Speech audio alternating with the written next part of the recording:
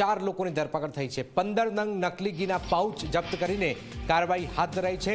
શ્રી હરિમાર્ટના લલિત ઇટાલિયા સામે ગુનો દાખલ થયો છે।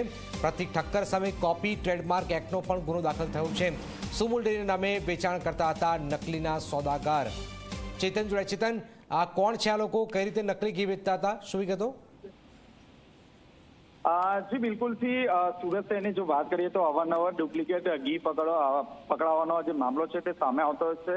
ત્યારે વધુ એક સુરતના સિંગણપોર વિસ્તારમાં હરિમાર્ટ નામની જે શોપ છે તે શોપમાં છેલ્લા કેટલાય સમયથી જે સુમુલ ડેરીનું જે ઘી છે તે ઘી ડુપ્લિકેટ વેચાણ કરવામાં આવતું હતું। ક્યાંક ને ક્યાંક પોલીસને પણ ફરિયાદ મળી હતી। પોલીસે આરોગ્ય વિભાગને સાથે રાખીને જે હરિમાર્ટ શોપ છે તેમાં દરોડા પાડ્યા હતા। દરોડા દરમિયાન સામે આવ્યું હતું કે સુમુલ ડેરીના જે ઘીના જે આબેહૂબ જે પાઉચ છે તે બનાવવામાં આવતું હતું અને તેમાં જે તેમની જે કંપની છે તેનું ઘી અંદર નાખીને પેકિંગ આખું કરવામાં આવતું હતું। હાલ તો જે આરોગ્ય વિભાગની જે ટીમ છે તે ટીમ દ્વારા 15 નંગ સુમુલ શુદ્ધ ઘીની જે લખેલી જે પાઉચ છે તે પાઉચ કબજે કરવામાં આવ્યા છે। આ સાથોસાથ જે હરિમાર્ટના જે લલિત ઇટાલિયા અને પ્રતિક ઠક્કર નામના જે બંને જે ઓનર છે તેમની પણ ધરપકડ કરવામાં આવી છે।